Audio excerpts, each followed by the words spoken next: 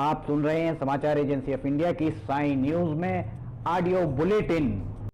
नमस्कार, आप सुन रहे हैं समाचार एजेंसी ऑफ इंडिया की साई न्यूज की समाचार श्रृंखला में रविवार 3 जनवरी का राष्ट्रीय ऑडियो बुलेटिन। किसानों के प्रदर्शन को लेकर कांग्रेस अध्यक्ष सोनिया गांधी ने केंद्र की मोदी सरकार पर फिर निशाना साधा है। उन्होंने रविवार को कहा कि देश की आजादी के बाद से पहली बार ऐसी अहंकारी सरकार सत्ता में आई है जिसे अन्नदाताओं की पीड़ा दिखाई नहीं दे रही है। साथ ही उन्होंने नए कृषि कानूनों को बिना शर्त फौरन वापस लेने की मांग की। कांग्रेस अध्यक्ष ने एक बयान में कहा, लोकतंत्र में जन भावनाओं की उपेक्षा करने वाली सरकारें और उनके नेता लंबे समय तक शासन नहीं कर सकते। अब यह बिल्कुल साफ है कि मौजूदा केंद्र सरकार की थकाओ और भगाओ की नीति के सामने आंदोलनकारी धरती पुत्र किसान मजदूर घुटने टेकने वाले नहीं हैं।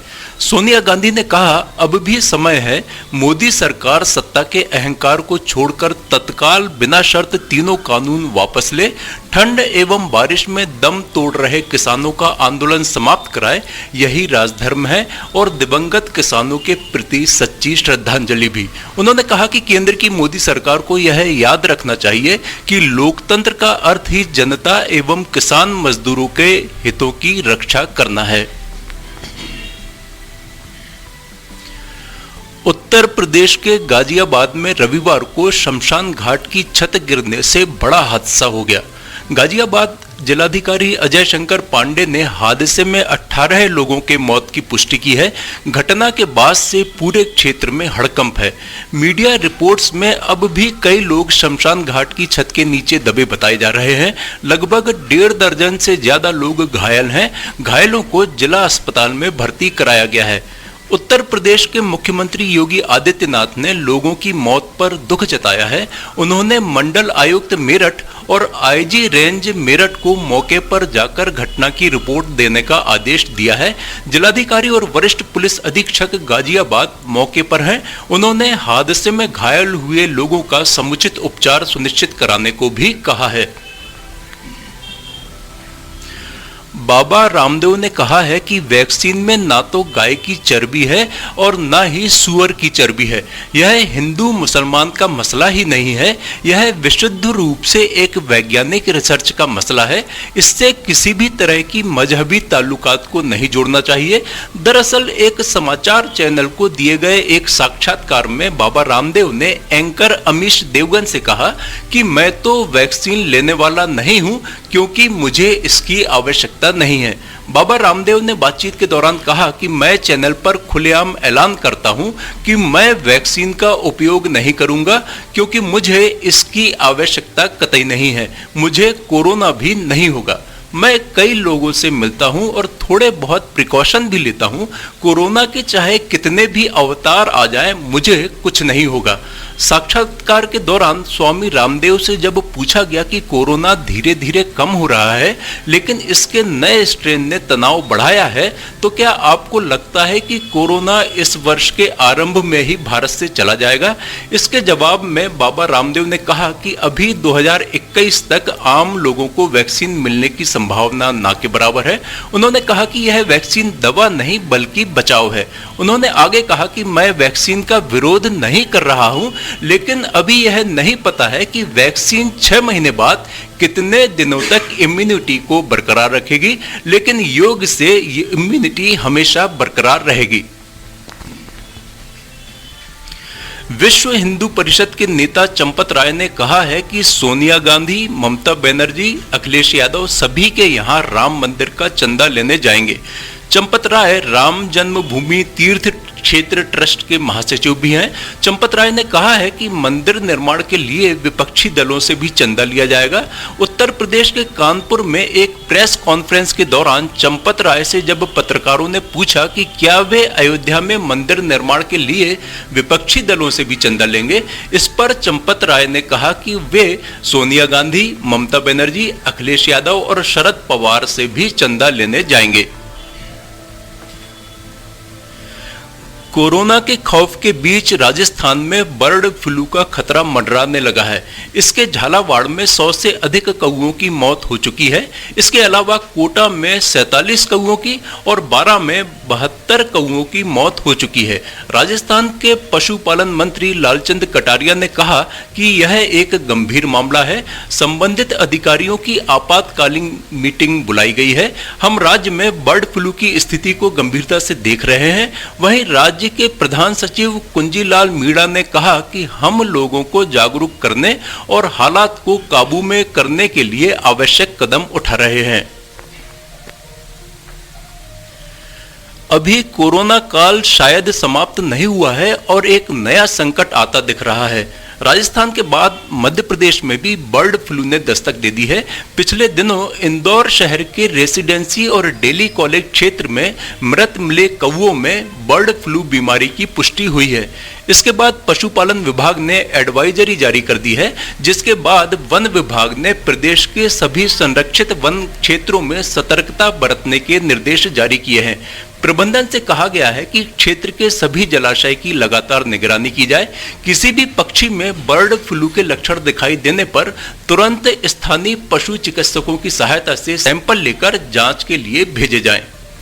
समाचारों के बीच में हम आपको यह जानकारी भी दे दें कि मौसम के अपडेट जानने के लिए समाचार एजेंसी ऑफ इंडिया के चैनल पर प्रतिदिन अपलोड होने वाले वीडियो अवश्य देखें।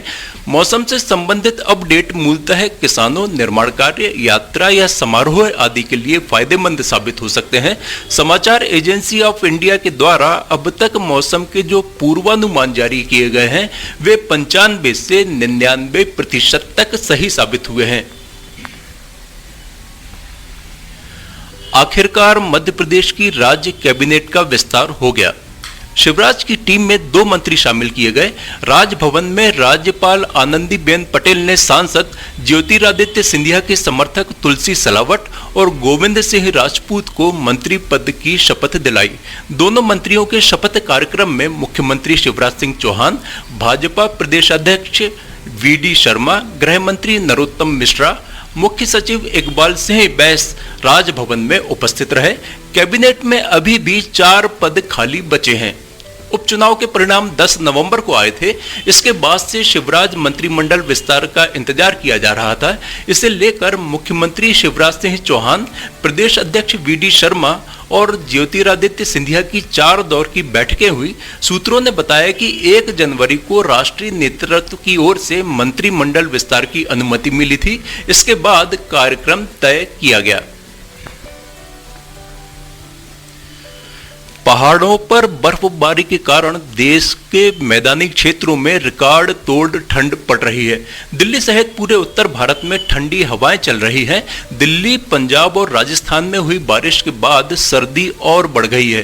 पूरा पंजाब शीतलहर की चपेट में है।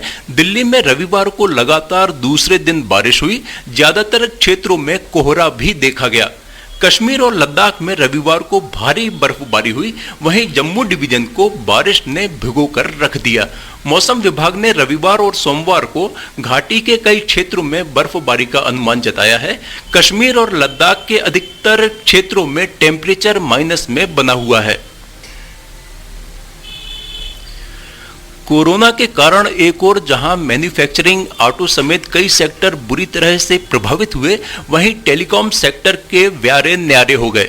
लॉकडाउन और वर्क फ्रॉम होम के कारण लोगों ने घर से काम निपटाने के लिए टेक्नोलॉजी का सहारा लिया, जिससे डाटा की खपत आसमान छूने लगी। प्रति व्यक्ति डाटा कंजप्शन 12 GB प्रति माह तक पहुंच गया और कंपनियों के रेवेन्यू में वार्षिक आधार पर 185% तक की बढ़ोतरी देखने को मिली। शहरों से ज्यादा ग्रामीण क्षेत्रों में डाटा कंजप्शन 30% तक बढ़ गया। आप सुन रहे थे समाचार एजेंसी ऑफ इंडिया की साई न्यूज में शरद खरे से रविवार 3 जनवरी का राष्ट्रीय ऑडियो बुलेटिन। सोमवार 4 जनवरी को एक बार फिर हम ऑडियो बुलेटिन लेकर उपस्थित होंगे। आपको ये ऑडियो बुलेटिन यदि पसंद आ रहे हो तो आप इन्हें लाइक, शेयर और सब्सक्राइब अवश्य करें। सब्सक्राइब कैसे करना है यह प्रत्येक वीडियो के अंत में हम आपको बताते ही हैं। अभी आपसे अनुमति लेते हैं। नमस्कार। नमस्कार दोस्तों, हम आपको आज बताने जा रहे हैं कि समाचार एजेंसी ऑफ इंडिया के साई न्यूज़ और समाचार एजेंसी ऑफ इंडिया के चैनल को आपको किस तरह सब्सक्राइब करना है। सबसे पहले आप अपना ब्राउज़र खोलिए, या तो ब्राउज़र खोलेंगे या फिर आपके पास यूट्यूब का ऐप होगा उसे खोलिए, या तो ब्राउज़र में YOUTUBE इसके बाद डॉट लगाकर COM youtube.com आप खोलेंगे। यूट्यूब आपका खुल जाता है। यूट्यूब में आप लॉगिन हैं, साइड में यहाँ आपको लॉगिन करना होगा। लॉगिन करने के बाद आप इसमें टाइप करिए, इस जो आपका ये इसके अंदर LIMTYKHARE आप टाइप कीजिए। जैसे ही आप ये टाइप करते हैं लिमटी खरे खुल जाता है। आप देखिए यहाँ लाल रंग का ये बना हुआ है, आप इस पर जैसे ही क्लिक करिए ये अब आपके सामने ये सब्सक्राइब बटन आ रहा है। इसमें आप इसको दबाइए। जैसे ही आप ये सब्सक्राइब बटन को दबाएंगे ये इसका रंग लाल नहीं रह जाएगा। इसके बाजू में ये देखिए घंटी का बटन, बेल जो है, बेल को आप पुश करिए। बेल में नोटिफिकेशन आप ऑल कर दीजिए। जैसे ही आप नोटिफिकेशन ऑल पुश करते हैं वैसे ही आप समाचार एजेंसी ऑफ इंडिया की इस चैनल को सब्सक्राइब कर देते हैं। अब हम आपको बताते हैं समाचार एजेंसी ऑफ इंडिया के अगर होम में आप देखेंगे तो होम में आपको शुरू के 4-5 जो वीडियोस हैं वो आपको दिखाई देंगे। इसके वीडियोस में अगर आप जाएंगे तो वीडियोस में आप देखिए अभी तक जितने भी वीडियोस अभी तक डले हुए हैं सारे के सारे वीडियोस आपको इसके अंदर दिखाई दे जाएंगे। आप जो भी वीडियो चाहें, आप इसको जो भी वीडियो आप चाहते हैं उस वीडियो को आप चाहें तो क्लिक करके खोल सकते हैं, उसे आप देख सकते हैं। ये उदाहरण के लिए हम आपको बताते हैं कि जैसे मान लीजिए ये आपको मौसम का अपडेट है, ये आप खोल के देखिएगा, ये खुल गया। इसमें ये विज्ञापन भी आपको शुरू में चलते दिखेंगे।